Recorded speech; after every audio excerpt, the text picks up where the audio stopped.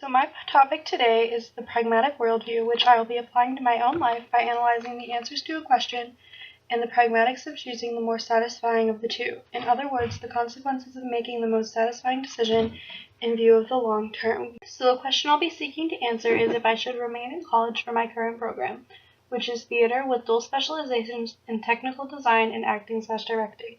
And the possible answers would either be yes, that I should be, or no, that I should not be. So the key part of pragmatism that I'm going to be concentrating on today is how we see the world selectively.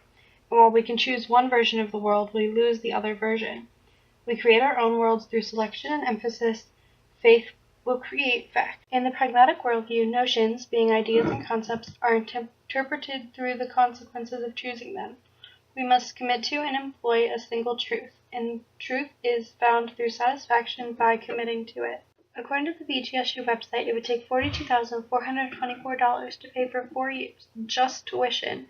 And while I can get scholarships and grants, they aren't going to cover everything, and the FAFSA states that my family isn't expected to contribute anything to my tuition. While that may not seem like a large amount, that doesn't account for housing, gas money, books, food, miscellaneous supplies, interest on the loans, meal plan, fees added to my bill, or other similar costs. Not to mention the fact that the books only sell back for a fraction of the price. The second point is that I'm here for a liberal arts education. While many classes will teach me valuable skills that I'm using in my field, I'm also going to have to take classes like biology and gender studies that don't exactly pertain directly to my field of interest. My third point is that the majority of my future isn't about my classes or my major. It's about internships and hands-on experience outside of that. I've even had theater staff tell me that I was wasting my time in this field if I wasn't going to commit to a theater job in my free time.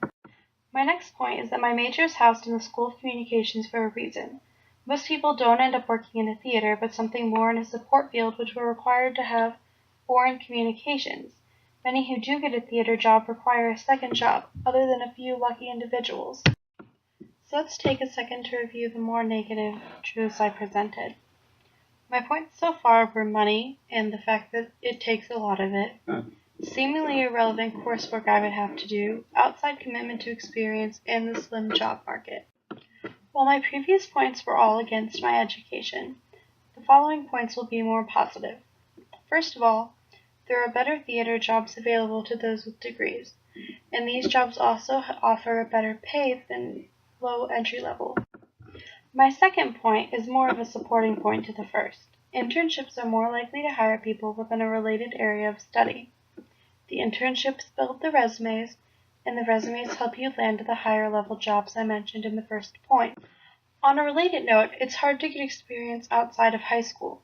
You can no longer do 3 or 4 shows a year just because, and you have to begin at the bottom of the ladder all over again, now as a volunteer instead of as an extracurricular activity. College is also a great time for meeting people in your field. Professors and ambitious peers are always good for your LinkedIn page, and Alpha Psi Omega is a nice perk too.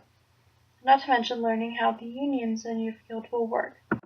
Having your resume filled with Alpha Psi Omega and experience in your job field from the internships, those connections can help you get your name out there, into better suited jobs, and into the unions that relate to the field.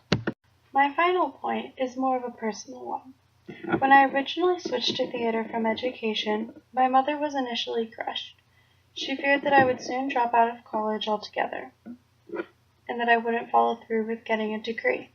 But at one point, I promised my mother that I was going to finish college, and I intend to make that promise, mostly to avoid crushing her, and a lot of making her proud.